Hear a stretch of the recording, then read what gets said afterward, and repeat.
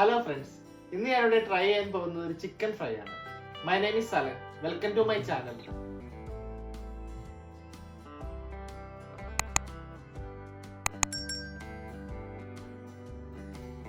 Chicken fry ഉണ്ടാക്കുന്നതിനാവശ്യമായി കഴുകി വൃത്തിയാക്കിയ 1 കിലോ ചിക്കൻ്റെ ലെഗ് പീസാണ് ഞാനിവിടെ എടുത്തിരിക്കുന്നത്. മസാലകളൊക്കെ ചിക്കനിൽ എളുപ്പത്തിൽ പിടിക്കുന്നതിനായി ചിക്കൻ ഞാൻ നല്ല രീതിയിൽ വരഞ്ഞെടുത്തിട്ടുണ്ട്. ഇനി ഇതിന് ആവശ്യമായ മസാല എങ്ങനെ തയ്യാറാക്കാമെന്ന് നോക്കാം. അതിനായി ഒരു ബൗൾ എടുക്കുക.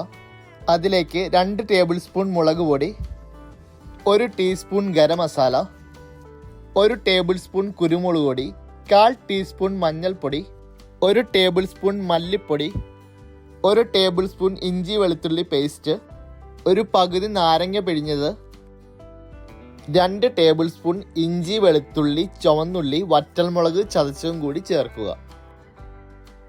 ഇനി ഇതിലേക്ക് ആവശ്യത്തിനുള്ള ഉപ്പും കുറച്ച് ഓയിൽ കൂടി ചേർക്കുക. അതിനുശേഷം ഇതിലേക്ക് 2 ടേബിൾ സ്പൂൺ തൈരും ചേർത്തതിന് ശേഷം നല്ല രീതിയിൽ ഇളക്കി മിക്സ് ചെയ്യുക. ഇപ്പം നമ്മുടെ മസാല റെഡി ആയിട്ടുണ്ട്. അതിനുശേഷം ചിക്കൻ്റെ ലെഗ് പീസ് ഓരോന്നായി എടുത്ത് അതിലേക്ക് മസാല നല്ല രീതിയിൽ തേച്ച് കൊടുക്കാം. ഇപ്പോൾ ഞാൻ ചിക്കനിലൊക്കെ നല്ല രീതിയിൽ മസാല തേച്ച് പിടിപ്പിച്ചിട്ടുണ്ട്. ഇനി നമ്മുടെ ചിക്കൻ ഫ്രൈഡ് ക്രിസ്പിനെസ്സിന് ആവശ്യമായി ഇതിലേക്ക് 1/2 കപ്പ് കോൺഫ്ലവർ, 1/4 കപ്പ് അരിപ്പൊടിയും ചേർത്തതിന് ശേഷം ഒന്നുകൂടി നല്ല രീതിയിൽ ഒന്ന് മിക്സ് ചെയ്തെടുക്കുക. ഇനി ഇത് കുറഞ്ഞതൊരു 2 മണിക്കൂർ റെസ്റ്റ് ചെയ്യാൻ വെക്കുക. എത്ര കൂടുതൽ സമയം റെസ്റ്റ് ചെയ്യാൻ വെക്കുന്നവോ അത്രയും ടേസ്റ്റ് നിങ്ങളുടെ ചിക്കൻ ഫ്രൈക്ക് കൂടും. 2 മണിക്കൂറുകൾക്ക് ശേഷം നമുക്കിനി ഈ ചിക്കൻ ഒന്ന് ഫ്രൈ ചെയ്യാം. അതിനായി ഒരു പാൻ ചൂടാക്കാൻ വെക്കുക.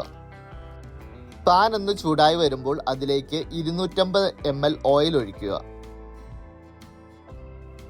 ഓയിൽ ഒന്ന് ചൂടായി വരുമ്പോൾ അതിലേക്ക് നമ്മൾ മാരിനേറ്റ് ചെയ്ത് വെച്ചിരിക്കുന്ന ചിക്കൻ ഓരോന്നായി ഇട്ട് കൊടുക്കാം.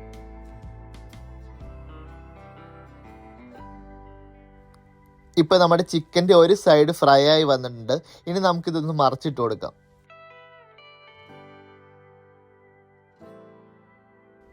ഇപ്പം നമ്മുടെ ആദ്യത്തെ 2 leg piece chicken fry ready ആയിട്ടുണ്ട്. ഇനി നമുക്കിതൊരു ബൗളിലേക്ക് മാറ്റാം.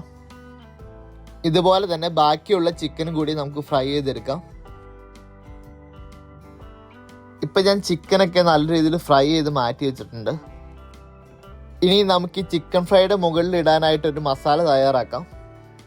അതിനായി ഇതിലേക്ക് ചിക്കൻ ആദ്യം മാരിനേറ്റ് ചെയ്തപ്പോൾ ആവശ്യമായി എടുത്ത മസാലയുടെ ബാക്കിയുള്ള മസാല ഇതിലേക്ക് ചേർത്ത് കൊടുക്കുക. ഏകദേശം ഈ ഒരു പരുവമാകുമ്പോൾ അതിലേക്ക് ഒരു 3 പച്ചമുളക് 2ആയി കീറിയതും ആവശ്യത്തിനുള്ള കറിവേപ്പിലയും ചേർത്ത് കൊടുക്കുക. ഇപ്പം നമ്മുടെ ചിക്കൻ ഫ്രൈയുടെ മുകളിൽ ഇടാൻ ആവശ്യമായ മസാല റെഡി ആയിട്ടുണ്ട്. ഇനി നമുക്കിത് കോരി ചിക്കൻ ഫ്രൈയുടെ മുകളിലേക്ക് ഇട്ട് കൊടുക്കാം. ഇപ്പം നമ്മുടെ അടിപൊളി ചിക്കൻ ഫ്രൈ റെഡി ആയിട്ടുണ്ട്. ഇത് കാണുമ്പോൾ തന്നെ നിങ്ങൾക്ക് മനസ്സിലാവും ഇതിൻ്റെ ടേസ്റ്റും അടിപൊളിയാണെന്ന്. ഇത് പൊറോട്ടയുടെ കൂടെയും ചപ്പാത്തിയുടെ കൂടെയും ചോറിൻ്റെ കൂടെയൊക്കെ ഒരു അടിപൊളി കോമ്പിനേഷനാണ് കേട്ടോ. ഈ റെസിപ്പി ഇഷ്ടമായാൽ നിങ്ങൾ എല്ലാവരും വീട്ടിലൊന്ന് ട്രൈ ചെയ്ത് നോക്കുക. ഈ വീഡിയോ ഇഷ്ടമായാൽ ലൈക്ക് ചെയ്യുക, ഷെയർ ചെയ്യുക, ഒപ്പം ബെല്ലൈക്കൺ കൂടി ഒന്ന് എനേബിൾ ചെയ്യുക.